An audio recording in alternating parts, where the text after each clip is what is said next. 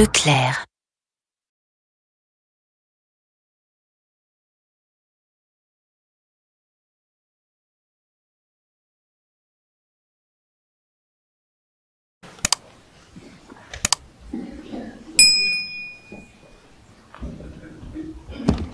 Reste 57 774. Les Allemands ne m'appellent plus Albert Waxin. Pour eux, je suis juste un numéro. Le numéro 57 774. Ils ont dit que je n'étais pas digne d'être français. Ils ont dit que j'avais trahi mon pays, ma région, ma ville. Honte à toi, ont-ils hurlé. Regarde ce que tu es devenu. Pense à ce qui t'attend, aux larmes de ta famille. Tu t'es laissé entraîner. Et vois le résultat. Contemple le criminel dans ce miroir. Ils n'ont rien compris, ces Allemands. Ils ne me connaissent pas comme ils ne connaissent pas ces hommes qu'ils tentent à servir. Ce pays qu'ils veulent envahir. Soulève-toi, France. Sors de ta torpeur. Écoute ton cœur et brandis le poing. Mon histoire est celle d'un habitant d'une petite commune du Nord, à Vennes-Niger. Celle d'un jeune homme simple qui n'a pas supporté le bruit des bottes dans la nuit. Depuis longtemps, on m'a oublié, effacé des mémoires. Mais je l'entends arriver, cette jeunesse qui se cherche, qui grandit en se questionnant. Peut-être même me cherche-t-il sans le savoir. Laissons-les, écoutons et apprenons.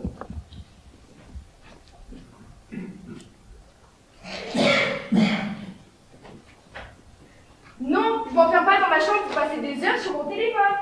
De temps en temps, je dois aussi travailler. Et puis, arrêtez de dire que je suis toujours sur les réseaux. C'est juste que je vais avec mon époque, moi. Fini le temps des dinosaures et de la télé en noir et blanc, vous savez. Vous devriez sortir un peu et me lâcher les baskets. C'est bon, papa, maman, je me calme. J'ai bien entendu que j'étais à 2 doigts d'être privée de sortie. Mais en même temps, qu'est-ce que ça changerait? Sortir à Avesnes-les-Aubert? Le rêve de toute jeune fille normalement constituée. Je ne peux voir des amis qu'au collège. Vous avez choisi de venir vous enfermer dans ce trou et je suis condamnée à regarder les vaches. Merci l'épanouissement, l'ouverture à la culture, la jeunesse insouciante qui se rencontre au café pour parler politique. Ça va, j'ai compris. Au collège, on ne parle pas politique et j'ai rien à faire au café à mon âge. Mais c'était une image. Donc pour ceux qui s'intéressent et qui m'ont enfermé ici, je répète, je vais travailler sur mon DM. Maman, il faut arrêter de penser que je retourne dans ma grotte, comme tu dis, uniquement pour jouer aux jeux vidéo pendant des heures avec ma team. Une prof a eu la gentillesse de me filer un super devoir, et là tu vois, je vais le bosser. Donc demain, si j'ai des cernes, ce n'est pas à cause de la console, mais d'un travail acharné pour vous ramener de belles notes. Je ne vais pas non plus écouter mes musiques de sauvage. De toute façon, il y a bien longtemps que Dark Wave et le punk rock ont enterré ton cerveau. Tu dis que je devrais sortir voir des amis, mais j'ai des amis. Même si Babachka et Pedro84 pour toi sont virtuels, eux au moins, ils sont là pour moi. Mais pour l'instant, je te le répète, je vais travailler sur mon DM. Sympa, papa, je retiens. Merci pour le conseil. Va travailler dans ta chambre, tu seras plus à l'aise pour réfléchir. Non mais, dites-le moi si je vous dérange. Si mes questions vous gênent pour entendre de la télé. Moi qui pensais compter sur mes parents pour m'aider dans mon travail. Et toi, tu me dis c'est pas le moment. Mais c'est jamais le moment. Vous pensez que les professeurs choisissent les bons moments pour donner un travail? Je leur dirai la prochaine fois. Excusez-moi, monsieur le professeur de mathématiques. Pouvez-vous me donner un devoir qui ne prenne pas plus de 30 minutes? Tant qu'ils peuvent m'accorder mes chers parents. Faudra pas sentir si je rate mon année, ma scolarité, mon avenir quoi. Détail. Je suis condamnée à squatter ici, dans cette chambre, entre ces 4 murs. Et pour que vous ayez bien compris la problématique qui passe au-dessus de la tête, seule, dans ma chambre, je vais travailler sur mon DM. Et tout ça, ma 49 qui me demande pourquoi je ne suis pas connectée. Allume ta play et rejoins-nous. Haha, ils se sont tous ligués contre moi aujourd'hui. Motivation zéro. J'aurais peut-être pas dû attendre le dernier moment pour le faire, ce devoir. Je balance hashtag après-midi boulot, après-midi déprime. Toujours la même chose, donc je me retrouve à galérer sur un travail toute seule. Et on ne peut pas dire que l'histoire géo soit ma matière préférée. Je vais encore me taper une sale honte. Je n'ai pas le droit à l'erreur. Les vieux n'ont pas digéré le zéro que j'ai ramené pour ce travail non rendu. Si je ne peux pas être privée de téléphone, il va falloir que j'assure sur ce devoir. Bon, quand faut y aller, faut y aller. Plus il fait, plus il finit. J'ai encore quelques épisodes de ma série à regarder avant ce soir. Alors, ce DM, le sujet. Albert Waxin, héros oublié de la Seconde Guerre mondiale. Jamais entendu parler de ce vieux. Allez hop, un bon petit Wikipédia et sera vite fait son DM. Rien. Inconnu au bataillon? Aucun article sur lui? Mais elle veut que je compte pas sur son mec s'il n'y a rien sur le net. Ça sent le piège. Héros oublié. Oublié, ça c'est sûr. Déjà un mot élucidé du sujet. Ne nous décourageons pas. Utilisons la technologie pour contrer les profs vicieux. Elles vont se me contrer. Un bon petit chat GPT écrira vite fait son DM. Quoi? Aucune information? Mais cherche, il trouve. C'est censé être l'IA, capable de tout. Oh non, rien non plus. Mais elle veut que je fasse comment ce devoir? La prof a donné ce devoir à 3 élèves. Peut-être qu'Emma va pouvoir m'aider. Je la fais.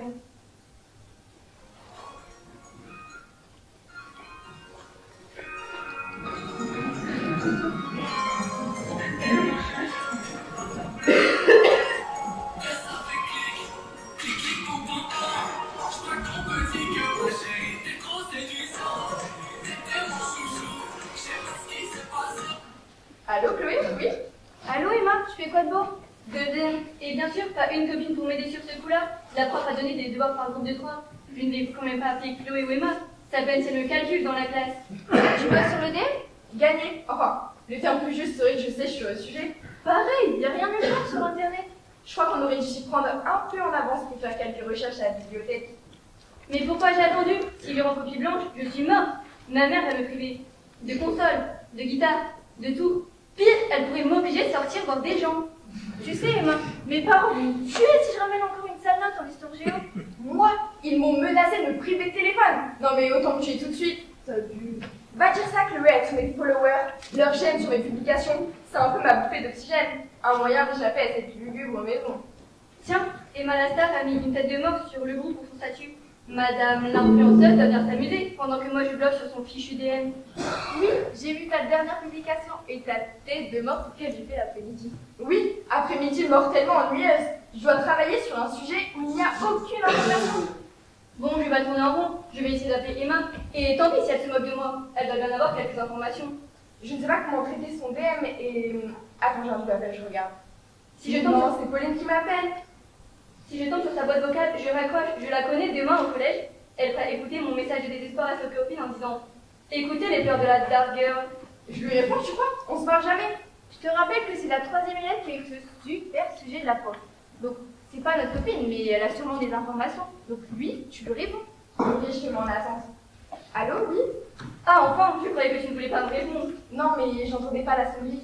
C'est sûr, avec tes occupations mortelles. Mais de quoi tu parles? J'essaie de bosser. Ah, je croyais. Et tu croyais quoi? Rien, tu bosses sur quoi? Comme toi, je suppose, sinon pourquoi tu m'appellerais? C'est vrai ça, pourquoi j'appellerais? On ne peut pas dire que nous soyons super proches. C'est sûr, mais là, on est dans la même galère, je crois. Oui, grosse galère. Et tu as trouvé des informations sur cet Albert Roxin?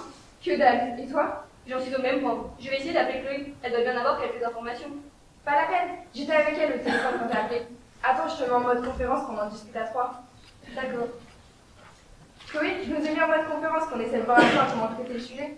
Ok, bonjour Pauline. Salut Chloé. Aussi perdu que moi, a priori. Et oui, bienvenue au club de celles qui vont pleurer demain en cours. Et le soir, en rentrant. J'ai cherché cet Albert Roxin sur le net et rien du tout. Allez, on se met en haut-parleur. Mettons nos différents côtés et allons nos 3 cerveaux. On va bien réussir à prendre un truc pour la prof. Oublié, on comprend maintenant pourquoi elle a inclus ce mot dans son sujet. Oui, on dirait que l'histoire a fait l'impasse sur lui. On a quand même un début de piste. Ah oui, lequel? La plaque à côté du collège sur la maison. Ici avec Albert Roxin, mort en déportation. Oui, on sait qu'on travaille sur la Seconde Guerre mondiale. Et que s'il est mort en déportation, c'est qu'il était résistant à Vennes et d'Aubert, car notre ville a été épargnée de la déportation des Juifs. Et dans un autre cas, la prof ne nous aurait pas donné ce sujet. À Vennes, je ne connais que les frères Beauvois comme résistants. Peut-être une façon pour la prof de nous montrer que certaines personnes ont été des résistantes, mais que l'histoire les a un peu oubliées. Elle a peut-être voulu qu'on le fasse revivre et lui redonner la place qu'il mérite. Certainement, mais par quel moyen? Mystère. Pourtant, durant la Seconde Guerre mondiale, il y en a eu des héros. Jean Moulin, Germaine Tillon, Unicef Manouchian. on ne pouvait pas tomber sur un de ces deux-là pour le DM. trop évident. La prof s'est sûrement dit, ces trois-là méritent un défi digne de leur niveau. Et elle nous a fait un illustre inconnu de la Seconde Guerre mondiale. Une punition alors. Elle savait qu'on ne réussirait pas et qu'elle nous mettrait un 0. C'est moche ce qu'elle a fait. Elle a tiré au sort, on est juste les 3 malchanceuses sur qui c'est tombé. Mais n'empêche que c'est pas évident. De quoi? Être résistante, vous auriez pu, vous, être résistante. Franchement, je sais pas. Ils ont tout risqué, parfois tout perdu. Fallait la trouver, la motivation pour entrer en résistance. Des valeurs? Tu peux croire en un idéal, mais de là à en mourir. Oui, tu mets ta propre existence entre parenthèses. Mais alors, il faut un déclencheur, un élément qui te fait basculer. Vite,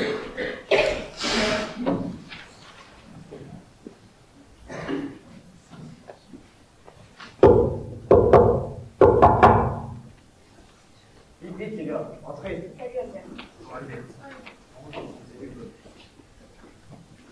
Albert, pourquoi tu nous as demandé de venir ce soir? C'est risqué de se voir comme ça après le couvre-feu. Tu as raison, Maurice. C'est un jour particulier, mais il ne faut pas attirer l'attention sur nous. Oui, il paraît qu'un général qui est parti à Londres va parler sur la BBC. Non, il a déjà parlé, on l'a reçu. Forcément, qui compte la BBC ici? Oui, bah va falloir reprendre l'habitude, parce que les vraies informations, c'est là-bas qu'on les aura. Comment ça? À ton avis, Maurice, qui écoute désormais toutes les informations? Tout ce qui est dit à la radio ou dans les journaux? Les Boches. Et on dit que tout va bien. Le maréchal qui signe l'armistice et donne les clés de notre pays aux Boches et tout va bien. Je ne le comprends pas. Quel traître! Qui aurait pu imaginer ça après tout ce qu'il a fait pour notre pays durant la Grande Guerre? C'est à retourner sa veste. Faut s'en persuader depuis qu'il a signé la flamme. La signature, c'est un véritable acte de faiblesse. Et maintenant, les Allemands pensent que les Français vont dire amen à tous leurs désirs. C'est pas ce que je veux, moi. Mais nous non plus, on n'a pas le choix. Pour l'instant, Comment ça pour l'instant? il en reparlera après. Et il s'appelle comment ton général Londres? De Gaulle. Jamais entendu. Mais si ce général a déjà parlé hier soir, pourquoi tu veux qu'on le réécoute ce soir? Parce qu'il vous rediffuser son discours et j'aimerais entendre ce qu'il a à dire sur ce général exilé. Je refuse de croire que tout le monde courbe les chines devant les nazis. Hors de question. Mais que veux-tu faire ici, dans notre village? Paul, ça va être l'heure, c'est bon? Personne dans la rue, Albert. Vous savez ce qu'on risque si on est surpris d'écouter cette radio? Oui, mais c'est important. Maurice, allume la radio et mets-toi sur les ondes anglaises de la BBC, s'il vous plaît. Voilà, trouvé. C'est l'heure. L'honneur, le bon sens, l'intérêt supérieur de la patrie commande à tous les Français libres de continuer le combat. Moi, général de Gaulle, j'entreprends ici, en Angleterre, cette tâche nationale. J'invite tous les Français qui veulent rester libres à m'écouter et à me suivre. Vive la France, libre dans l'honneur et dans l'indépendance. Ça, c'est le discours. Quel homme! On peut pas dire qu'il accepte la défaite, lui.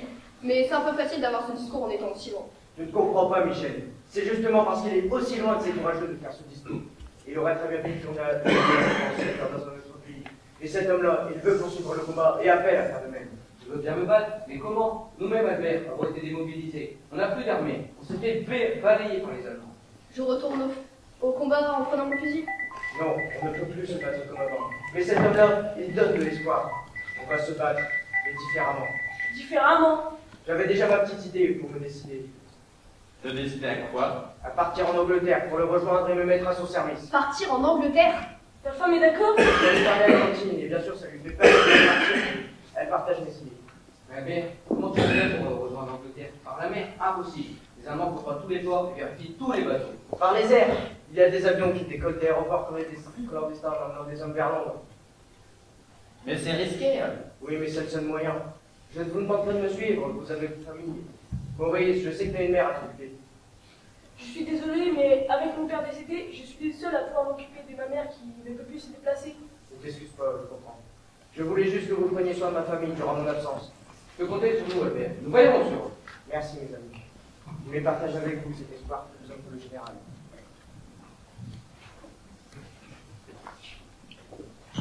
Dragon. Oui, levons nos verres. À l'amitié. Oui, mais surtout à la France libre. À la France libre!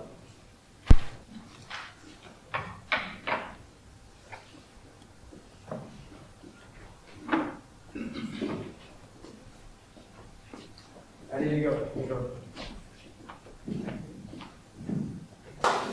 Sacré de Gaulle, il en aura. Merci Emma de nous avoir rappelé l'importance de cette date. Mais c'est pas la fête du 18 juin notre DM. Misère, on va se prendre notre bulle. J'imagine bien la prof d'histoire géo nous rendre nos copies avec son petit air désolé en nous disant Voyons voir, mademoiselle Chloé. Une analyse intéressante, mais qui n'était pas le sujet de votre DM. Quant à vous, Pauline, nulle part je ne vois mention d'Albert Waxin. Pour une fois que je voulais le faire, ce travail, j'ai bien aimé le cours sur la Seconde Guerre mondiale. Ça m'a vachement intéressée. Ça va, Pauline, t'es sûre que t'es pas malade? Oui, ça va. Je sais que je ne suis pas première de la classe, mais je fais des efforts. Bravo, mademoiselle Pauline, pour ces efforts, que je récompense d'un 2 sur 20. À essayer, mais c'est planté. Moquez-vous de moi, mais on est trois dans le même bain. Oui, dans la même galère. C'était pour rire, Pauline. Le besoin de décompresser un peu. Moi, je vois les heures passer, mais on n'a toujours pas avancé sur notre résistant. Albert Waxin, héros oublié. On fait quoi? On cherche chacune de notre côté. En fouillant bien sur Internet, on devrait bien trouver quelques éléments de sa biographie. Ok, on a dû aller trop vite. Moi, je propose aussi qu'on se retrouve chez moi. On n'habite pas loin l'une des autres. Ce sera plus simple pour en discuter et mettre en commun nos informations. Moi aussi, c'est gentil, mais tes parents ne vont rien dire. Non, ils partent toute l'après-midi et m'abandonnent ici avec mes devoirs. Je suis partante. Les miens ont autre chose à faire que de m'aider. Ok, on se retrouve chez toi dans combien de temps? On se dit dans environ 1 heure? Super. À toutes les filles. C'est rassurant de ne pas se savoir seule dans ce recherche. Finalement, je suis pas si couche que ça. Elles non plus, elles n'ont rien trouvé. Elles m'ont un peu charriée, mais c'est de bonne guerre. Ça fait du bien de les avoir au téléphone et de savoir qu'on va se retrouver pour travailler en groupe. C'est ma mère qui va être surprise de savoir que je sors pour travailler avec mes camarades de classe. Alors, ces recherches. Ah, voilà quelques informations sur sa famille.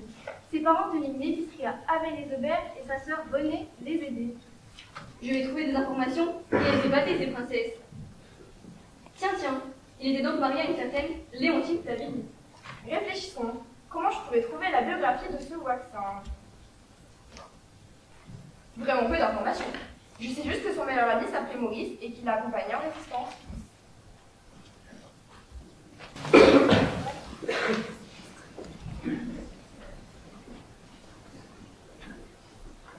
Ah, mon Albert, quel homme, quelle prestance. Le gens le trouvent même parfois un peu trop fier. Sûr qu'il n'est pas très bavard. Quand il parle, c'est qu'il a quelque chose à dire, mon mari. Non, Léontine, il préfère agir que parler. Il ruminait, là, dans son coin. Il n'en pouvait plus de ne rester là à ne rien faire au début de cette guerre. Une vraie tête de nuit. Puis Maurice, quand il a une idée en tête, mon frère, impossible de la lui retirer. Tiens, tu n'es pas au travail, René? J'y retourne bientôt. C'est vrai que je suis souvent avec mes parents.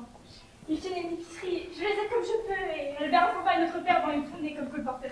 Pas facile d'être colporteur par les temps qui courent. Faire du commerce itinérant pour amener aux gens les journaux et les produits de première nécessité, il est souvent sur les routes. Mon frère n'est même pas allé au son certificat d'études. On est tout fait ici à Avay avec Albert. Et très vite, à 19 ans, on devance l'appel pour aller faire notre service militaire. Il gravit facilement les grades et finit même maréchal de logiciels. Oh, vous et votre armée, voyez où cela vous a mené. Où cela a mené mon Albert. Il a quand même tout le temps de faire sa demande en mariage. Vous étiez magnifique ce jour-là. J'ai rarement vu mon frère aussi fier de t'avoir à son bras. Moi, Maurice, témoin de votre mariage, Léontine Flavigny est ici présente.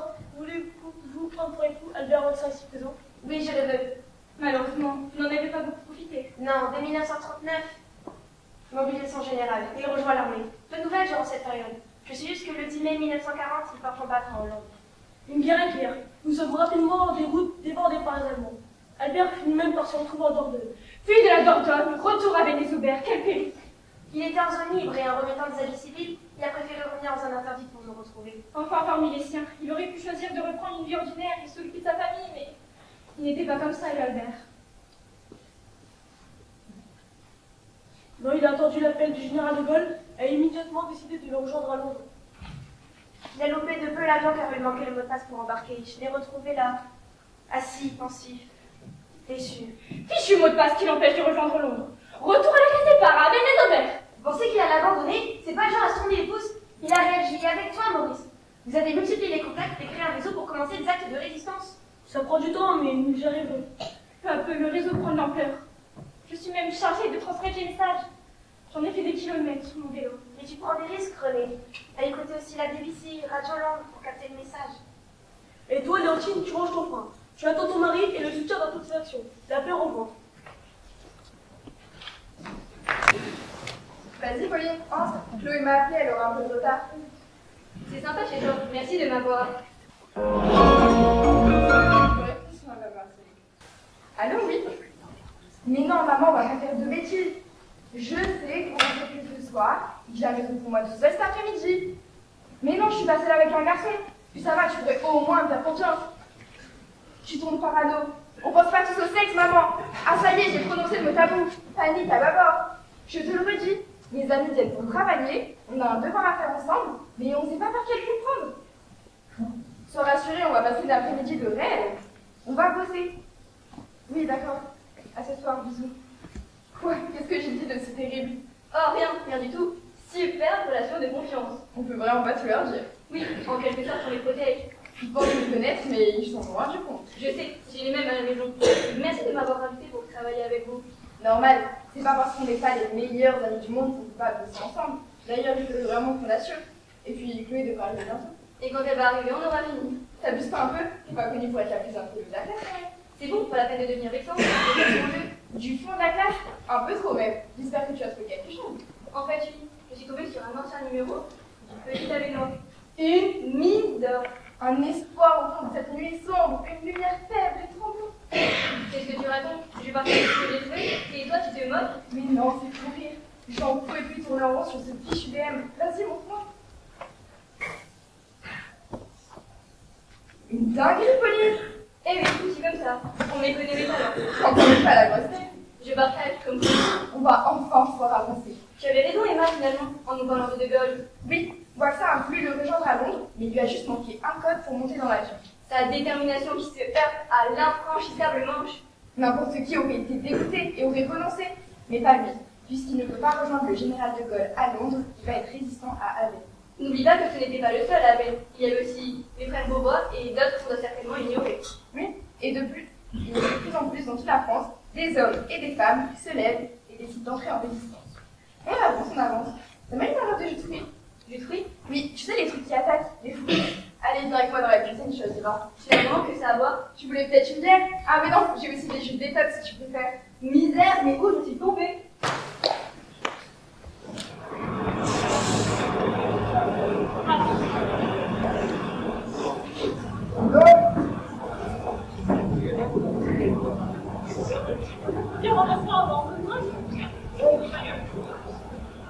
Monsieur, je peux vous parler? Oui, comme voulez-vous, je suis pressé. Excusez-moi de vous déranger, mais c'est juste que vous faites penser à un célèbre acteur de film en noir et blanc. Moi, un acteur? Certes, j'ai joué la comédie, mais pas comme vous l'imaginez, et pas avec de simples spectateurs. Pourtant, ce chapeau, cette allure... Ça y est, je me souviens, vous êtes Jean Moulin. Chut! Pas si fort. Vous voulez me faire opérer? Non, mais vous êtes quand même un résistant célèbre. Pourquoi ce choix? Devenir résistant? Que sais-je? Par conviction? Par refus de céder face à l'occupant? Mais ils vous ont torturé. Oui, c'est barbare, ils voulaient me faire plier, et je sentais que j'allais craquer. Mais je préfère me suicider en me coupant la gorge avec un piéçon de verre. Heureusement, vous avez survécu, et vous êtes parti rejoindre le général de Gaulle à Londres. Un long périple, mais n'était le seul à poursuivre le combat. Il vous a tout de suite confié des missions importantes. La plus importante d'entre elles, celle d'éduquer les mouvements restants en France, et faire le lien entre les zones combattantes françaises. Le CNR, Conseil National de la Résistance. Une belle fierté d'avoir mis autour d'une même table tous les groupes. Mais bonheur de courte durée, j'ai été arrêté le 21 juin 1943, près de Lyon, et torturé par le chef de la Gestapo. L'homme parti en personne. Vous avez parlé? Moi, je sais que j'aurais parlé. Jamais, tu entends? Jamais je n'aurais donné un seul nom. Ils ne vous ont peut-être pas arraché un mot, mais ils vous ont arraché la vie. Quelle importance avait ma vie comparée à toutes celles que je protégeais? Merci pour votre courage, monsieur Jacques. Au revoir, ma fille.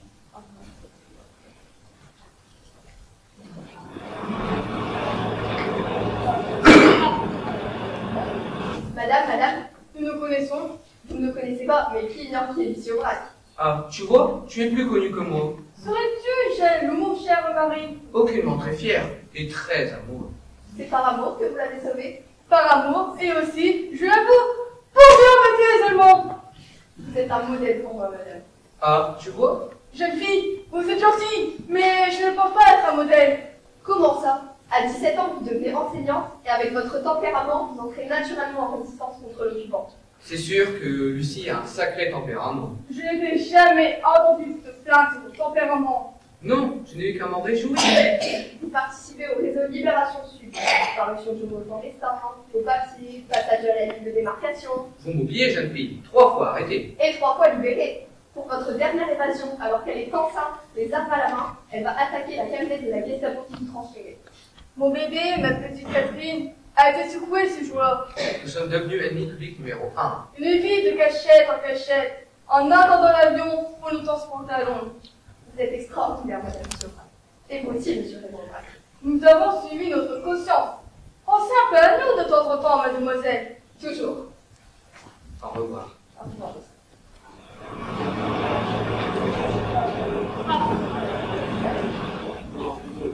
Go!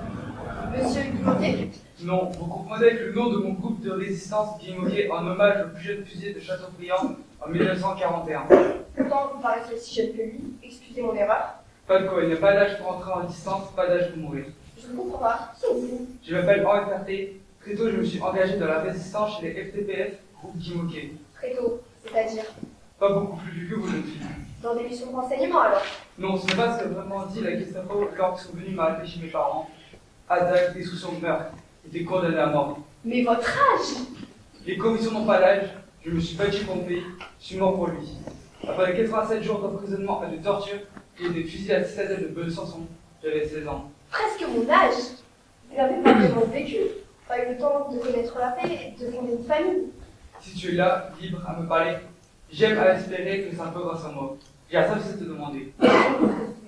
Je n'ai pas confiance dans ce soldat allemand. J'ai écrit une année après mes parents. Pourquoi tu en transmettre? Je leur donnerai ma propre, mais elle n'est pas tachetée. Non, ces mots sont aussi un peu pour toi. Tu peux les lire. Au revoir. Au revoir.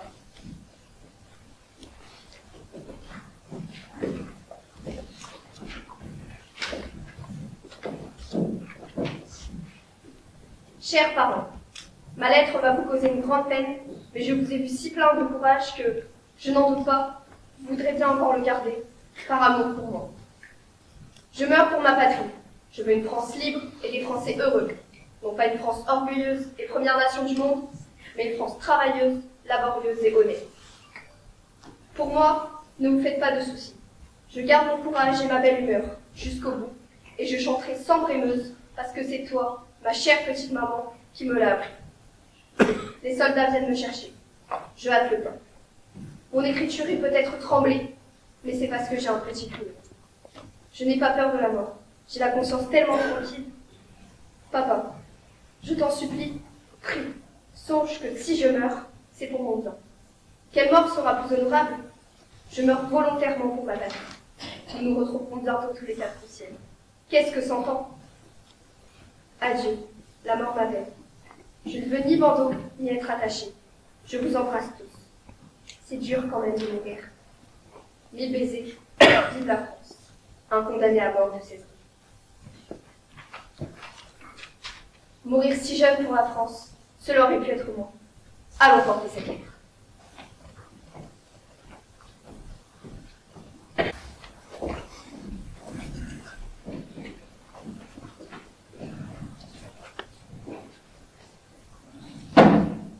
Tiens, Maurice, les derniers faux papiers pour les pauvres jeunes pour pouvoir rouler de force dans le STO.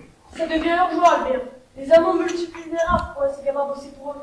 Oui, mais ça commence à se voir. Tous ces hommes qui y échappent. Tu sais que tu as l'appui de la population. Dans le coin, ils ne veulent pas voir partir les jeunes. Peut-être, mais il va falloir être plus discret pendant quelques temps. L'attaque du Courtois dernière et les cartes de ravitaillement aident un peu plus cette famille. Les Allemands sont de plus en plus méfiants. Et cela va finir par trop attirer l'attention. Et ta sœur qui tient les environs à vélo, ça n'attire pas l'attention peut-être? René m'a assuré qu'elle était prudente et elle fait juste passer quelques messages discrets. Le soir, elle écoute les messages de la BBC pour capter l'émission qu'on peut nous remonter. Sacré René, quelle femme! Toi aussi, Maurice, tu es courageux, mais tu dois faire attention. Oui, j'essaye avec une mère continue. Et cela me fait penser que, après la réunion, je dois passer à l'épicerie avec une volonté internationale. C'est eux! Puis alors, vous jouez. Entrez les gars, installez-vous. Salut. Installez-vous. Je vous laisse, vous avez des choses à vous dire. Merci, Jérôme. Au revoir. Bon, les gars, vous savez quoi vous demandez de passer? Pour mettre en place la prochaine mission. Ma sœur René a capté le message indiquant le jour et le lieu du largage. Oui, mais je ne veux plus de réunion chez Lasselin comme la dernière fois. On était plus d'une cinquantaine chez Lasselin. La cour était pleine de vélos. Et là, il suffit d'une seule patrouille pour se faire repérer et pour embarquer quasiment tout le réseau. Trop risqué. On se réunit en petit comité, on transmet les ordres aux autres. Oh, ça me va. On n'est jamais trop prudent. Alors, mission. Maurice est déjà au courant, mais comme d'habitude, on va réceptionner un largage. On se fera raconter du mois de très court. On sera au moins une dizaine. Tant que ça. Je pense qu'à nous ça qu'on va réussir à transporter tous les cylindres. Je te rappelle que chaque cylindre mesure 4 mètres de long. Et faut les transporter. On peut rien laisser sur place. Il y aura pas de comité de poussière pour nous aider. Tu n'as pas peur qu'il nous grille? Tu n'es pas le plus discret d'entre nous. La dernière fois, il s'est pointé à la ferme avec sa ceinture d'explosifs en disant que le premier qui battait la moisson, il faisait exploser sa maison. Le Polonais, certes, une vraie tête brûlée. Mais il a raison, il faut tout faire pour ne pas faciliter la vie aux Allemands. Moins elle récupère de nos moissons, plus creux de faim, c'est cette boche. Et plus vite les rentrons chez eux. En attendant, j'en serai des notes sur cette mission. Il y aura aussi le jeune, en reste de la cour. Il est de toutes les missions, le de la course. Pour les gommes.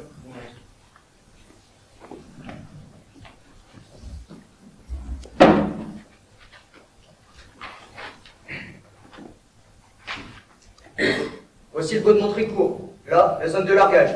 Jules, avec deux gars, vous surveillez les environs, histoire d'éviter une patrouille du jour dessus. Vous planquerez là, là et là. D'accord. Paul et Michel, votre mission, balisez la zone avec des lumières. J'ai planqué les récipients qui servent pour l'éclairage pour pouvoir les réutiliser. J'ai aussi une petite réserve de pétrole pour pouvoir enlever les gens.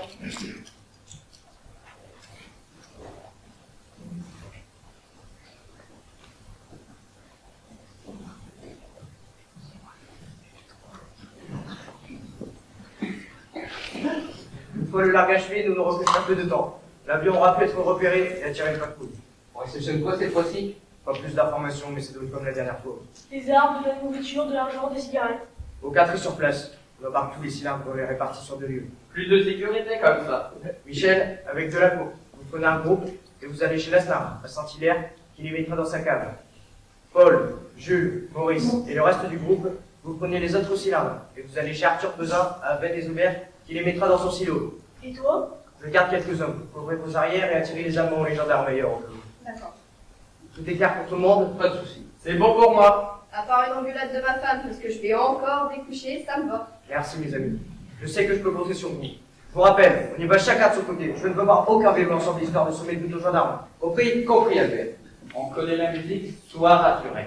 Les boches ne verront que des fantômes dans la nuit. Des fantômes qui vont revenir avec des cigares de 4 mètres de long. Des cigares pour tout faire péter. En parlant de tout faire péter, je vous rappelle que votre dernier entraînement aux armes chez Lastin a failli mal tourner. Si le vieux n'avait pas coupé net l'électricité à l'approche de la patrouille, on était grillés. Et nous, avec nos pistolets, nos fusils qui gueulent. La lumière, allume! Et faire la sein qui débarque dans la cave pour nous faire taire et qui remonte aussi sec. Et devant les Allemands, comment il s'est excusé d'avoir oublié d'éteindre la lumière qu'il ne ferait plus. Ils en auraient fait une tête, les boches. S'ils étaient descendus à la cave, il y aurait vu une bande de couillons les fusils à la main dans le noir. On a eu de la chance, les gars. Faut pas trop pousser. Donc, extrême prudence. Compris? À Martino. Partez tant qu'il fait jour. On y va, Albert, et passe le bonjour à ta femme. Salut.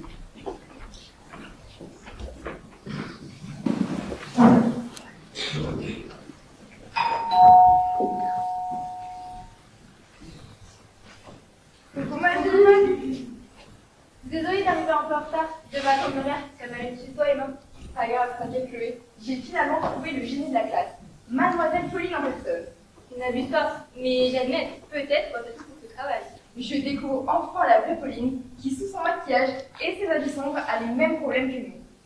Quel problème? Un DM et des parents chiants. Il y a déjà un problème sur lequel on peut s'avancer. Pauline a raison, elle n'est pas venue sans information. Pardon, oui, elle est arrivée avec une biographie d'Albert Rochard découverte dans le journal de la vie. J'avoue. Eh oui, c'est une façon de m'intégrer dans le groupe des filles populaires du collège. Ne va pas trop vite quand même. Là, sur le look, il y a du boulot. Une dinguerie, ce doc. Vous êtes jumelles ou quoi? Bah, j'ai la même direction. Et les mêmes expressions. Albert Rochard a monté son réseau et débute donc des actions d'abord au niveau local. Alors c'est ça, tout ça. Tout ça pour empêcher la vache allemande de tourner. Aider les réfractaires à ne pas partir au STO, au travail obligatoire.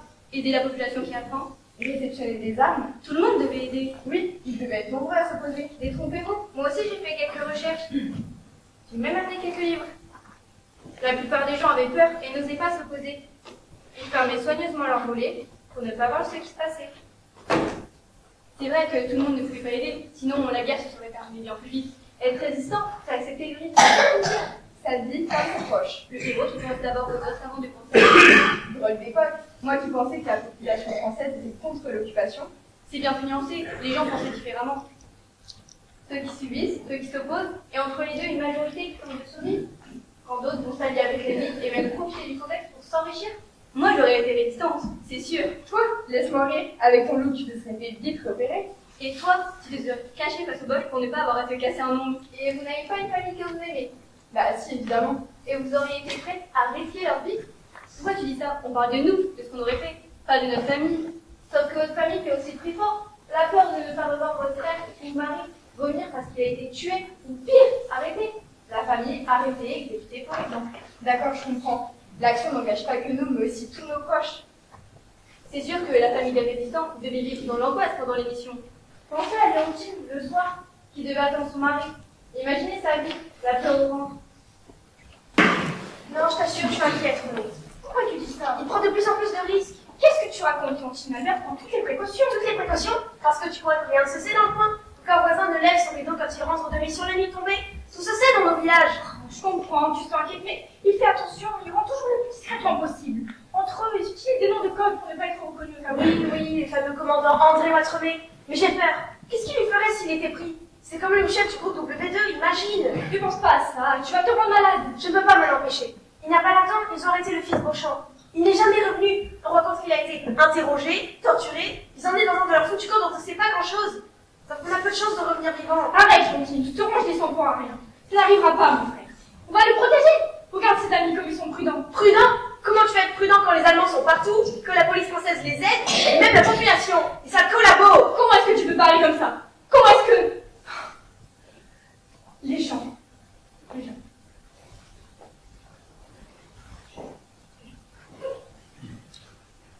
Les gens qui ont peur.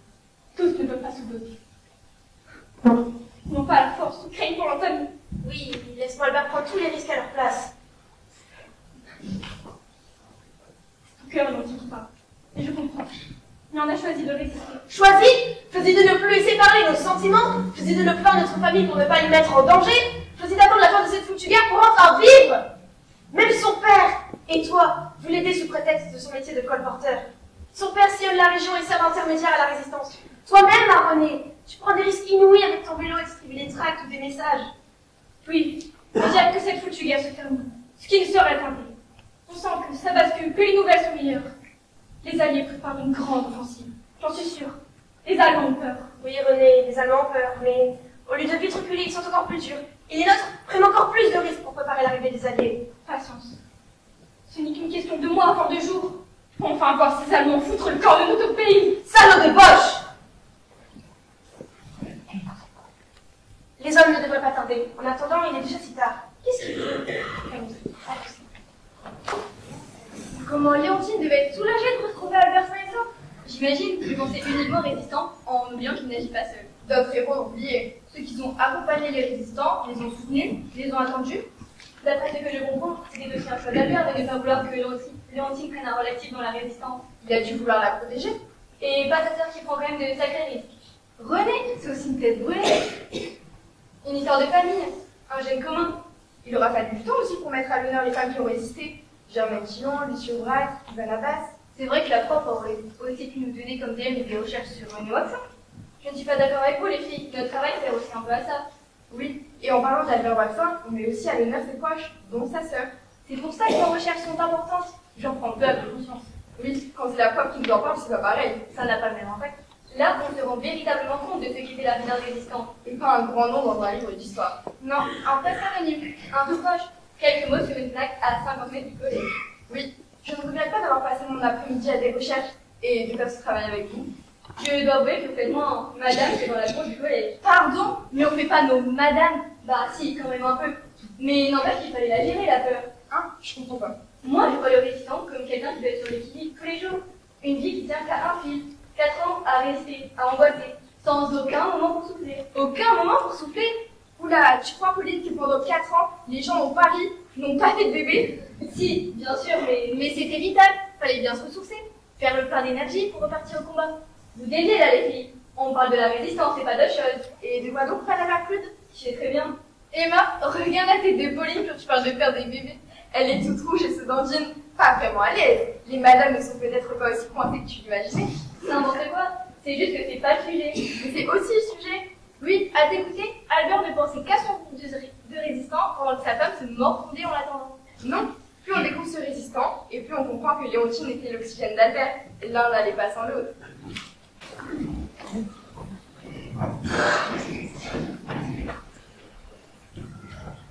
Tiens, Albert, tu repars demain? Encore une mission? Oui, on doit faire le point sur la liste des hommes qui pourraient être réquisitionnés. Et rien de dangereux, ne t'inquiète pas. Je vais pas te mentir, je suis pas forcément rationnelle, mais je sais ce que tu veux. Agir.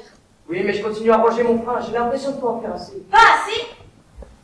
Tu as des pauvres gars échappés au STO, tu as des familles à avoir un peu plus à manger à table. Tu sers d'intermédiaire à la résistance. Et crois-moi, c'est pas toujours facile de nous mettre d'accord. On ne combat pas pour les mêmes raisons. Oh diable, vos opinions politiques, rouge, bleu, rose, vous avez tous le même but, libérer la France et virer ce gouvernement de vendu. Sacrée Léontine, tu as raison, bien sûr. Je me demande parfois si c'est pas toi le plus remonté de deux. Peut-être, mais moi, la plupart du temps, je dois me contenter de rester à la maison et tisser toute la journée. Pendant que toi, tu cours la région pour aider. Tu m'aides aussi, tu le sais. J'aimerais en faire plus, faire comme René, prendre mon vélo, distribuer ou récupérer des messages. Si toutes les femmes du coin se mettaient à faire du vélo, tu ne trouves pas que cela tirait trop l'attention? Tu travailles, tu es la grangerante, tu me soutiens, et cela m'aide à ne pas perdre mon pied, à retrouver un semblant de normal quand je prends l'émotion. Si cela est le commandant Watremet, Chut, tu sais bien que ce protocole est utilisé seulement pour le groupe, afin d'éviter que chacun ne connaisse l'identité des autres. comme ça, en cas d'arrestation, personne ne peut donner le nom de tous les membres du groupe. N'empêche, c'est toi le chef. Tu es le commandant Watremet. Arrête de te moquer de moi. Je ne suis pas le chef, je suis celui qui fait les liens et qui donne des différentes missions. Bref, le chef. Que fais-tu? Écoute, c'est ma chanson préférée. N'arrête pas de la passer à la radio. Ça me permet d'oublier un temps cette sombre période. Je ne sais pourquoi elle est lancée. À Saint-Jean, au Luzette. Mais quand ce gars lui a pris un baiser, elle frissonnait. Comment ne pas perdre la tête tirée par des beaux audacieux? Car on croit toujours aux doux mots d'amour quand ils sont dits avec lui. Elle qui l'aimait tant, c'était le plus beau de Saint-Jean. Elle restait brisée, sans volonté, sous ses baisers. Cette chanson me permet de sortir un peu d'ici. Un jour, tu me feras voyager toi aussi? Dès que la guerre est finie, je t'emmène où tu veux. À Paris, visiter les grands monuments. Alors on ira à Paris. À Montmartre aussi. Monter au Sacré-Cœur, voir les artistes, danser au bal. Danser. Oui, danser, retrouver un peu de légèreté. Commandant Watremet, me ferez-vous danser? Appelez-moi simplement Albert. Belle demoiselle, m'accorderiez-vous cette valse? Avec plaisir, Albert.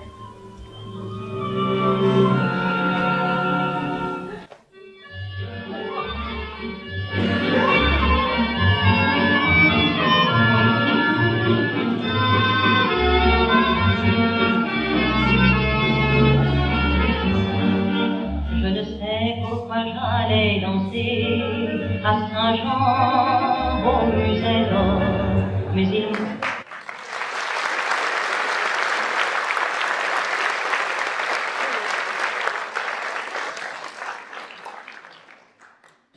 Comme ils sont beaux les deux amoureux. Elle qui attend le retour de son mari et lui qui a hâte de le retrouver. Il la protège à sa façon, comme c'est romantique. Oh les filles, on peut redescendre sur terre là? Vous oubliez que c'est la guerre, qu'il y a la police française et les Allemands juste à côté. Oui, il a raison. Ces moments existent, mais le risque est toujours là, rendant ces moments encore plus éphémères. Tu veux dire encore plus important. Mayday, Mayday, elles ont oublié le DM. Pauline, serais-tu insensible à l'amour? Ton cœur bat-il pour quelqu'un? Dis-nous tout. N'importe quoi, vous deux.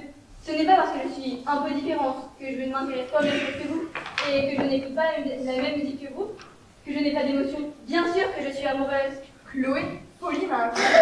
Maintenant qu'ils sommes les meilleurs amis du monde, tu peux nous dire alors, il va pour qui ce cœur? Lâche-moi un peu et reviens à notre sujet. Laisse la pauvre Pauline tranquille et moi. Il faut qu'on se reconcentre sur notre guerre. Oui, parlons de choses. D'Albert Wattin, par exemple. D'accord, désolée pour ce petit moment d'égarement. Tu es pardonné, on a le droit aussi un peu de rêver.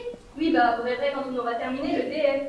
Quelle littérature, notre Pauline? On la découvre autrement. Je ne t'ai jamais vue aussi sérieuse pour un devoir. Je vous l'ai dit, cette période m'intéresse et je trouve ça passionnant de découvrir peu à peu la vie de notre résistance. On ne sait pas combien de temps Albert mène ses opérations? Plusieurs années a priori. Le réseau prend de l'importance, ils sont en contact avec les autres groupes de résistance.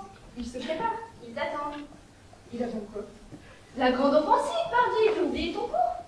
Le débarquement de Normandie. Évidemment, et il se fait bien attendre pour les résistants. Tout le monde doit être nerveux, y compris les Allemands qui sont plus bons tournés. Ça se manifeste. Ils leur mettent la pression. Ils multiplient les contrôles, et pas seulement les Allemands, la police française aussi. Les résistants n'attendaient plus que le signal pour enfin libérer le pays. Le signal, c'était le message qui annoncerait le débarquement. Voyez, j'ai retenu. Mais d'après le petit Avénement, un débarquement qu'Albert n'a failli jamais commettre. Comment ça?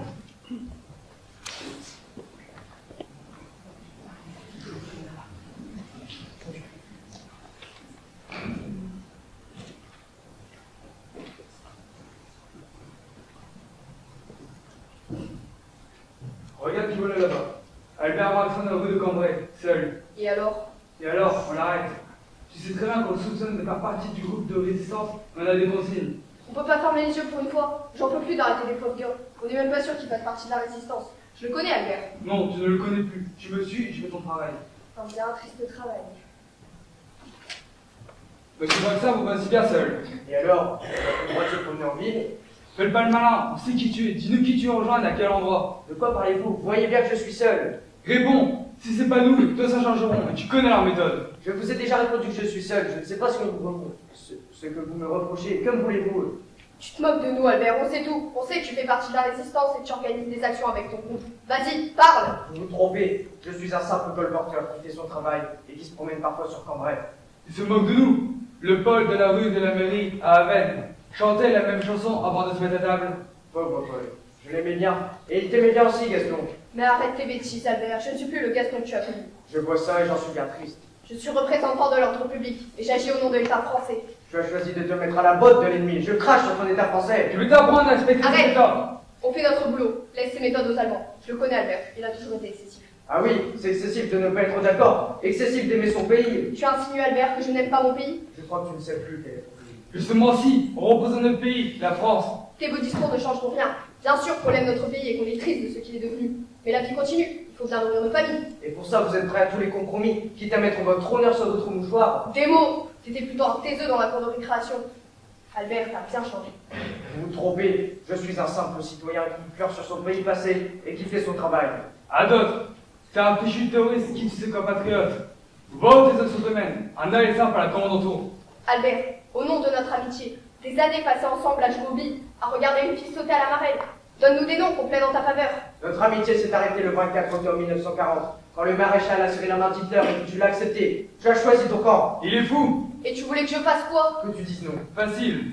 J'ai une famille, 2 enfants, des parents âgés, et tu voulais que je leur dise de se débrouiller, que je rejoignais le maquis. Je ne pouvais pas démissionner de la gendarmerie, je n'avais pas le choix. On a toujours le choix. Nous avons simplement pris des routes différentes. Et même si je ne suis pas le terroriste que vous imaginez, je n'accepte pas cette voie. Moi j'ai choisi une route où on mange, où on survit. Et moi celle où on espère, où on rêve et où on vit. Pas sûr que tu peux l'entendre avec le dossier qu'on a. Un dossier sur quoi? Sur un simple colporteur? Ta vie était plus courte quand t'as confié à la Gestapo.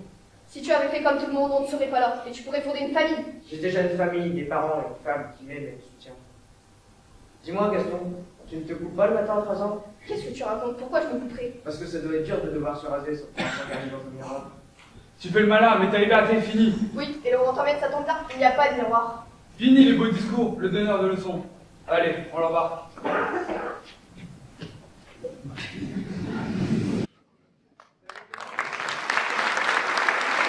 Lui et moi, l'ennemi le sentait aussi. Les gendarmes et les Allemands étaient nerveux et pour un rien. Ils ont arrêté Albert à Cambrai en mai 44 et cela aurait pu très mal se finir. Il a dû avoir sacrément peur. Heureusement qu'Albert s'était débarrassé de tout ce qui aurait pu être compromettant. Mais parfois, ils n'ont pas besoin de preuves et ils appellent la Gestapo. Oh, pas cette fois. Cette fois. Finalement, Gaston a été un grand secours et Albert a pu vite sortir, sans papier compromettant ni aveu, il n'avait rien contre lui. Rappelez-moi, Gaston, c'était Un des gendarmes qui l'a arrêté, un ami d'enfance qui a dû choisir son camp. un choix pas aussi tranché. On dirait que beaucoup d'hommes aident comme ils peuvent. Non, même si ce n'est pas toujours simple de dire qu'on a sauvé lui. N'empêche que ça a bien servi de leçon à Albert. Très vite, il a refait une carte d'identité avec l'adresse d'une maison qui avait été bombardée à Cambrai. Il valait mieux être prudent. On cite toujours les mêmes noms. Je ne dis pas qu'ils ne sont pas importants, mais on oublie les autres. Oui, tous ceux qui ont résisté. Justement, selon vous, quel pourcentage de la population a réellement résisté? Ça dépend de la définition d'entrer en résistance. S'opposer à l'ennemi. Si je suis contre l'occupant, contre ce qui se passe, contre le régime de Vichy, je suis donc résistante? Non, pour moi, s'opposer, c'est avant tout entrer en action. Traduire ses convictions en actes. Tout à fait. Alors, quel pourcentage de la population a résisté? Au moins 30% de la population. Non, c'est trop. Je dirais environ 10% des Français sont devenus résistants. Vous êtes loin du compte. C'est justement vérifié. On considère que 2% de la population a résisté. Seulement, ça veut dire que 98% de la population était d'accord? Non, les situations sont plus complexes que ça. Dans le Nord, on était pour les Allemands. Un vrai nid de terroristes. Il y avait plus de partisans et plus de résistants. Et tu as d'autres noms? Oui, vous en connaissez quelques-uns. On les a déjà cités. On passe tous les jours par la rue pour arriver au collège. La rue des Frères Vauvois. On a dit qu'on se centrait sur Albert Roxin. Je ne suis pas d'accord avec vous. J'ai réfléchi. Avec la devoir, ça donne l'impression qu'à Alben, il n'y a eu qu'Albert Einstein qui a véritablement résisté. Alors qu'ils étaient plus nombreux. Chaque village a compté ses résistants, ses héros. Et mince, qu'est-ce que tu racontes? Nos résistants ont connu des fins tragiques, et de ce fait, ils ont été mis à l'honneur, classés au rang des héros, de ceux qu'on ne doit pas oublier. Mais combien de héros de l'ombre ont survécu à la guerre et sont retombés dans l'anonymat pour retrouver leur vie d'avant? Cela n'enlève en rien le sacrifice et le courage de nos résistants, qui ne doivent pas cacher les autres, qui étaient des héros eux aussi. N'empêche que les frères Bourbois ont eu un destin tragique, si je me souviens bien. Oui, je voulais quelques détails pour le mettre dans le DM et montrer que citer un exemple, ce n'est pas obligé d'être. Les deux frères sont morts ensemble. Non, tous deux étaient membres du PC, le Parti communiste. Et donc FTPF pour la résistance. Oui, mais deux parcours différents. L'un a été fusillé au port de Bondu en février 1944 et l'autre a été tué, tiré d'une balle dans le dos par les gendarmes du régime de Vichy dans la région parisienne. Ils ont peut-être collaboré avec Albert Waquin sur des missions. Peu plausible. Tu sais bien que les FFI et les FTPF étaient comme chien et chat. Sauf quand Jean Moulin a réuni les factions avec le CMR, le Conseil national de la résistance, sous l'égide de De Gaulle. Ça, c'est sur le papier, car les deux factions continuent chacune de leur côté des actions. Rares sont les missions menées de concert. Tu veux dire qu'Albert n'a pas été en mission avec René et Victorien Bourbois? Difficile à dire, car les frères Bourbois n'achetaient pas forcément dans les environs. René Bourbois, par exemple, agissait davantage sur Boulogne-sur-Mer. Mais c'est sûr, ils se connaissaient. Tous trois de la même génération, ils ont certainement dû aller à l'école ensemble. Et tous trois membres importants de la résistance dans notre région. C'est triste. Les deux frères sont tombés avant le 6 juin 1944. Ils ne connaîtront pas ce revirement dans la guerre. Tu as raison, car le jour approchait. Le jour J, imaginez tous ces réseaux, tous ces résistants, et même la population qui écoutait tous les soirs la ville ici, attendant les vers. Ceux de Vernon. Les sanglots longs des violons de l'automne blessent mon cœur d'une langueur monotone.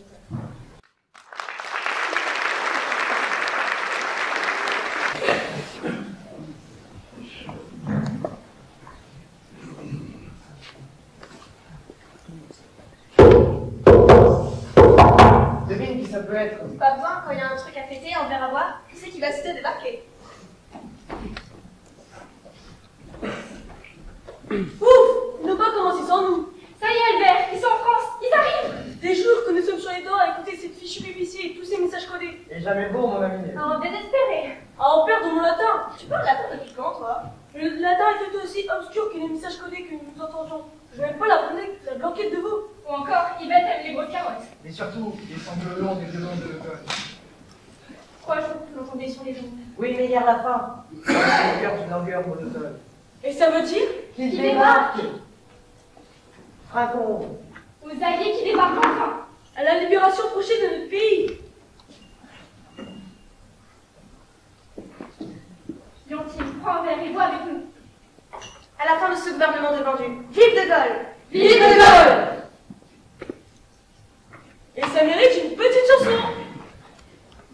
Un jour, Adolf Hitler, pendant sous le Dnieper, a dit je vais vous montrer, j'ai du flair. J'ai compris tout à coup que la défense avant tout devait être montée sur caoutchouc. Ma méthode est basée sur l'élasticité, Alzheimer, je vais vous l'expliquer. Chaque pas en avant, peut-être immédiatement, suivi la chose éclair de 15 pas en arrière. Puis de manière à droite, l'idéologie sur les droites, alors les droites et gauche, un virage sur les gauches.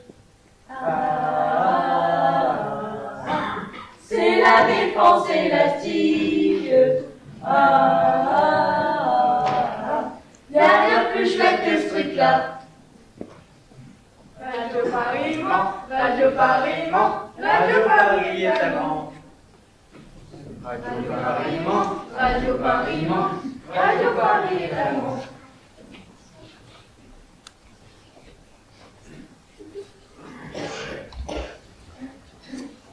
Philippe éteint de son balcon, regardez lentement, j'ai le cochon, la roulette de sacré cochon. De Paul, Marion, à deux, Brinon, Darlan, Doriot, Laval, Henriot, dans la mer éteint et s'écria soudain. Y a-t-il des salauds parmi nous? Tous, tous, tous! Traîne tes pieds par terre, la France jusqu'à la fin, c'est la fin. Il n'en restera guère de tous ces vieux pétards. Demandez le dernier succès du docteur Goebbels, avec la photographie du Führer et les principaux collaborationnistes en uniforme de pendu. Demandez la complainte des nazis. Mais mes chers nazis, depuis ce matin, vous l'avez, Dans le dos. Vas-y, on s'agite, on s'énerve, nerve, c'est pas marrant. Tout l'optimisme qui restait tant qu'on serve, affiche du camp. Les clameurs nationales socialistes n'éviteront pas que bientôt toutes les fripouilles collaborationnistes se retrouveront sur carreau. Ça vient et ça s'apprête, mais oui messieurs, vous l'avez dans le dos. Fini la chansonnette, la croix gammée, vous l'avez dans le dos. Ce que vous pouvez dire et faire n'empêchera rien, vous l'avez dans le dos. Car de toutes les manières, l'ordre nouveau, vous l'avez dans le dos.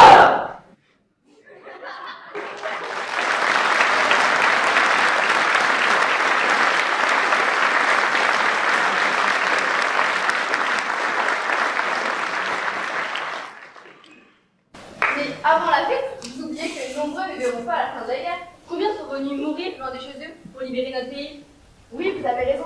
J'ai déjà été en Normandie. Mes parents m'ont emmené voir le cimetière américain de Colby-sur-Mer.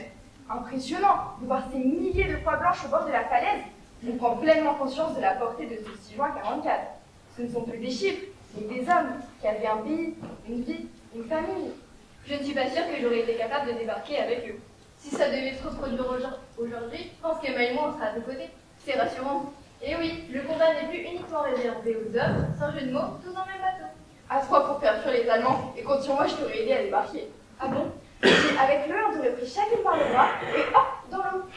C'est drôle, mais c'est sûr que c'était important de se serrer les coudes dans ce moment-là. C'est vrai que c'est compliqué de se projeter, de savoir ce que chacune aurait fait dans de telles circonstances. Le contexte fait que tu es toi, avec tes valeurs, mais tes valeurs exacerbées, qui font passer ta vie après tes convictions, après les autres. Tout à l'heure devenir ce héros. Mais à quel prix? Les Allemands ont multiplié, les résistants ont multiplié leurs opérations pour aider au débarquement. Et les Allemands ont multiplié les représailles. Ils étaient en roue libre, capables des pires exactions. Oui, Rappelez-vous d'Oradour-sur-Glane, le 10 juin 1944. 4 jours après le débarquement et le recul de l'armée allemande. La division SS, Reich, tue méthodiquement 642 personnes. Un village tout entier massacré en guise de représailles. Une horreur absolue.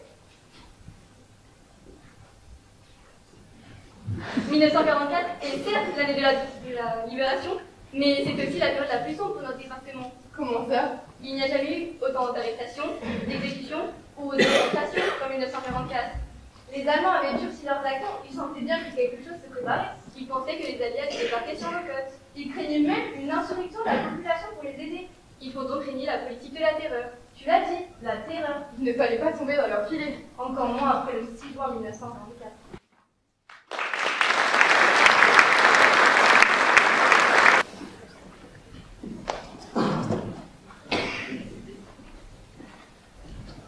Albert? Ah, c'est toi, Maurice. J'ai frappé et comme tu n'ouvrais pas, je me suis permis d'entrer. Tu as bien fait, je ne t'ai pas entendu. Albert n'est pas avec toi? Non, Léontine. Il ne devrait pas tarder, il m'a dit hier qu'il partait pour la journée. Et au pire, rentrer aujourd'hui. Léontine, Albert ne rentrera pas ce soir. La mission est plus longue que prévu? Non, enfin, il a été arrêté. Encore? Ils vont vite le relâcher. C'est un malin, il s'est débarrassé de tout papier compromettant avant d'être arrêté. Ce n'est pas la gendarmerie française qui l'a arrêté. Comment ça? C'est la Gestapo, Léontine. On l'a attendu à pied à Lille. À Lille? Oui, à Lille. Il était parti pour une réunion des différents chefs de section sur l'île afin de coordonner les actions. Majesté qui partait pour la journée. Il ne voulait pas t'inquiéter de plus. Normalement, hier soir, aujourd'hui, au plus tard, il est rentré. Oui, je l'ai attendu hier soir. C'était un piège, Léontine. On n'a rien pu faire. Un de nos gars attendait les ordres dehors. Il a assisté à l'arrestation. Comment ça? Les chefs de section se sont retrouvés dans un restaurant à Lille. La Gestapo a attendu qu'ils soient tous là pour encercler le restaurant et tous les arrêter.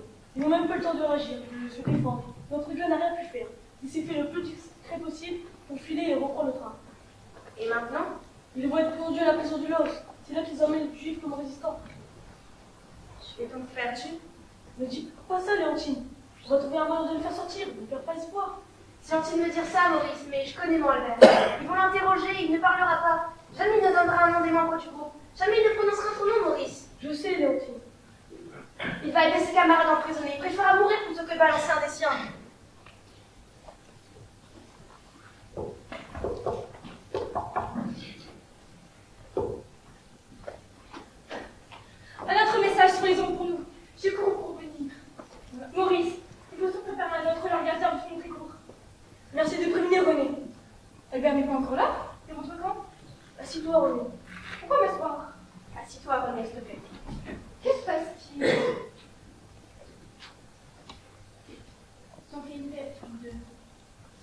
été arrêté par la Gestapo à Lille. Quoi? Mais c'est pas possible. Pas mon frère. C'était un piège, on n'a rien pu faire. Mais qu'est-ce que tu fais encore là, Maurice? Le prêtre est en train de faire un plan pour le faire s'évader. Il est à la prison de Los. Une forteresse, faudra un véritable assaut pour les libérer. Oui, et sortir mon frère, Maurice. On n'a pas assez d'hommes ni de là pour monter l'opération. On réfléchit à d'autres moyens. Maurice, tu ne laisses pas mon frère entre les griffes de la Gestapo. Et toi, Elodie, tu es bien calme. Je savais que cela pouvait arriver. Non, les alliés ont débarqué. On est proche de la libération, on multiplie les opérations. Et on multiplie les risques. Ce n'est pas possible. Regardez-vous, vous deux. On dirait que vous êtes résignés. J'ai toujours connu touché comme toi par la nouvelle. Non, tu ne pas. Je suis pas résignée, René. Je me suis préparée. Avec Albert, on me parlait souvent. Combien de fois je lui ai demandé d'arrêter, de passer la main, tu en avais fait assez. Ce n'était jamais assez pour Albert. Non, je l'ai compris. Et même Albert, c'était accepter son combat. Notre combat. Notre combat, tu as raison, René. C'était sa force, nous faire grandir, nous emmener dans son sillage. Nous faire relever la tête, ne pas accepter, nous rendre fiers. Oui, il a cette force, mon frère. Nous vous en parlez déjà au passé. Certainement pas. Mais il a été arrêté par la Gestapo. Tu sais ce que ça veut dire? Qu'ils ne vont pas le lâcher. Et il va s'en sortir. Il faut juste qu'il tienne encore un peu. Les alliés vont vite débarquer et délivrer la région. Merci pour tes paroles, je suis au cœur, mais aujourd'hui, Albert n'est pas là. Oui, et son combat, lui, continue. Nous devons le poursuivre. Comment est-ce que je peux parler d'Albert comme ça? Comment est-ce que tu fais ça? Arrête, René, tu dis n'importe quoi. Tu te trompes, René. Ce que tu vois n'est qu'une façade, comme le visage qu'Albert a embrassé chien de la Gestapo. Au fond de moi, je hurle. Mon cœur saigne, mais je l'aime trop pour oublier pourquoi il se battait. Je ne comprends pas. Ne pas poursuivre le combat. Là, ce serait le trahir. Il serait effacé tout ce pourquoi il se battait. Oui, j'espère. Bien sûr, j'espère. Mais cet sport ne doit pas brouiller notre vue. Battons-nous. Tu as raison, Lottie. On a prévu de faire sauter une locomotive afin de ravitaillement allemand. On va préparer un plan pour récupérer les armes sur Montécourt afin de trouver un moyen de les libérer. Excuse-moi, Lottie. Je crie et je juge, mais c'est parce que j'ai peur. Nous avons tous peur. Mais nous ne devons pas rester paralysés par cette peur.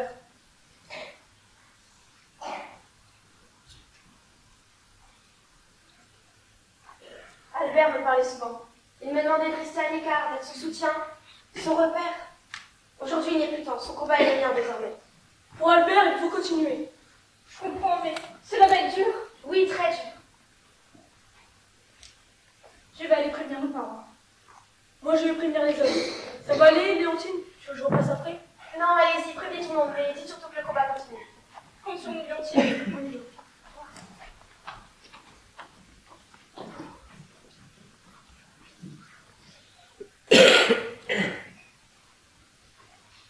Albert, reviens-moi vite. J'ai besoin de toi, de ta force, de tes convictions. Je ne donnerai pas le change très longtemps. J'ai juste envie de me laisser tomber sur le sol et de laisser mes larmes exprimer mon désespoir. Mais je ne peux pas. Il compte sur moi.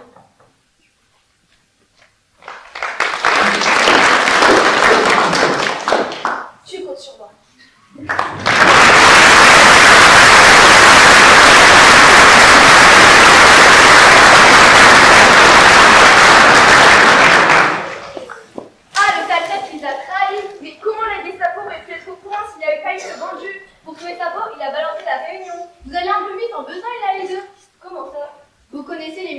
Gestapo et des nazis.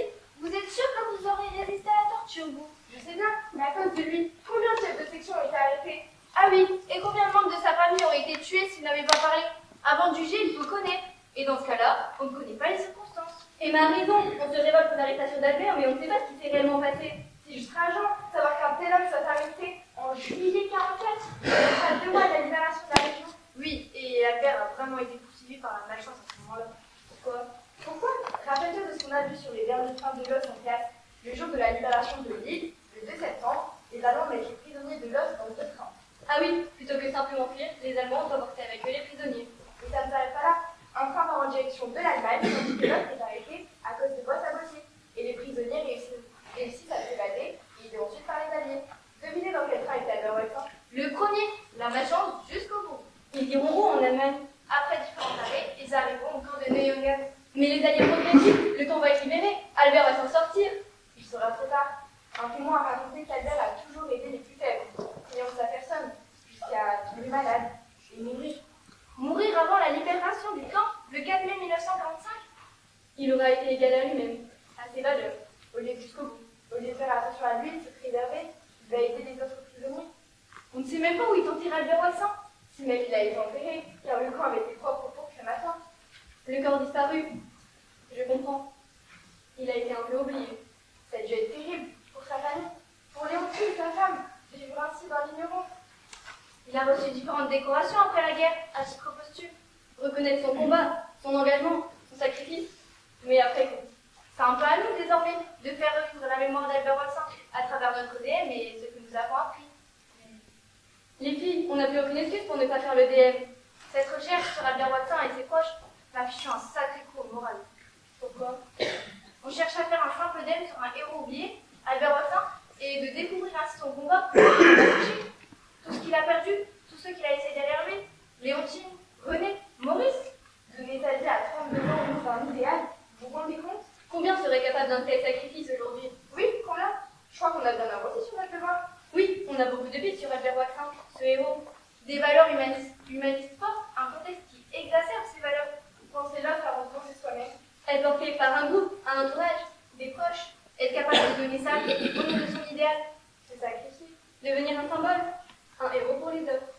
En s'appuyant sur ce qu'on a appris sur Albert Watson, on n'a plus qu'à mettre toutes nos idées en forme pour notre DM. Oui, notre DM, notre devoir de mémoire. Hein? Mais de quoi tu parles? Tu te rends bien compte, Pauline, que notre devoir dépasse la simple biographie d'Albert Watson en tant qu'héros oublié. Oui, cela nous questionne sur nos choix et nos valeurs pour l'avenir. Mais je ne suis pas sûre qu'Albert aurait aimé qu'on fasse de lui un modèle. Je ne pense pas non plus. Juste un homme avec ses qualités et ses défauts, mais un homme qui a porté le combat jusqu'au sacrifice. Un exemple qu'il ne faut pas oublier. D'accord, il va être long et complexe à rédiger ce DM. Tout comme notre réflexion. Je ne suis pas sûre qu'on ait une bonne note. Et t'en penses quoi? En fait, je m'en fous. Pauline qui se moque de la note qu'elle va avoir, ça juge pas beaucoup. Oui, car être avec vous, réfléchir ensemble, écouter revivre ce résistant d'Abel Zobert avec René, Léontine, Maurice, cela vaut tous les ans qu'on aurait pu avoir en classe. Vous savez le pire, non?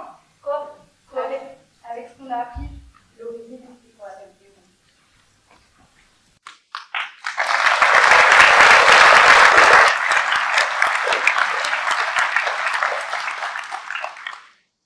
Vous avez raison, les gars. Je ne suis pas un héros. Je suis juste un homme. Un homme que vous avez fait revivre, tout en un devoir.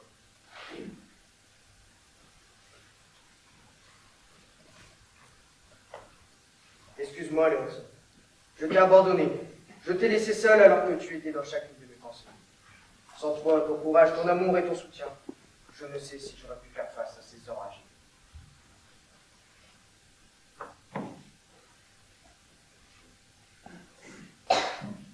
6 fois, ils sont venus me chercher dans ma cellule. 6 fois, ils m'ont interrogé, insulté, frappé. 6 fois, je me suis tué. Ils pensent que j'ai peur de la mort, que je regrette mes actes.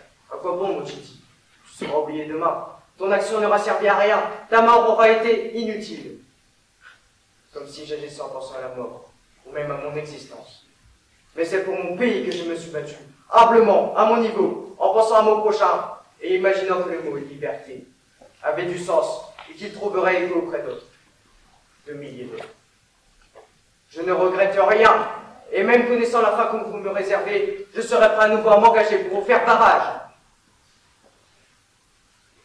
Un homme de chez nous a signé la trahison, le pacte avec l'ennemi, quand un autre de l'autre côté de la Manche nous dit de ne pas accepter que nous ne serons jamais seuls.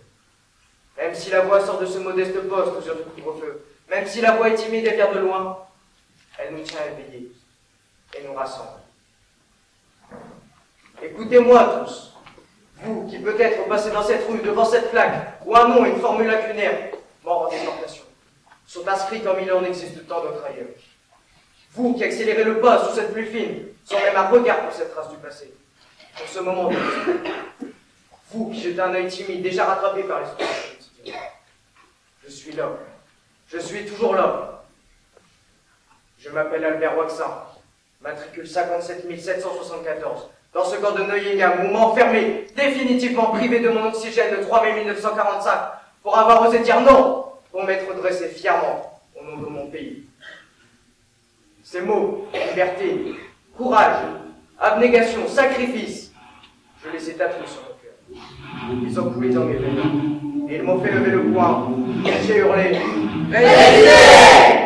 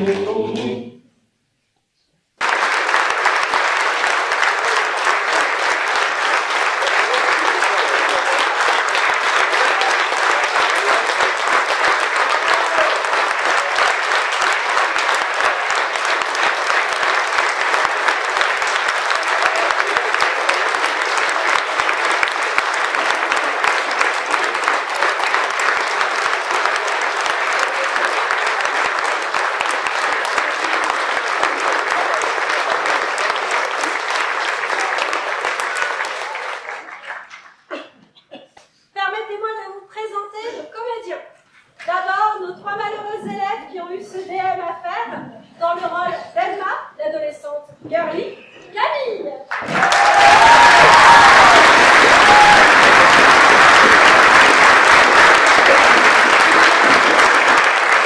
Dans le rôle de Chloé, la clean girl, Disney.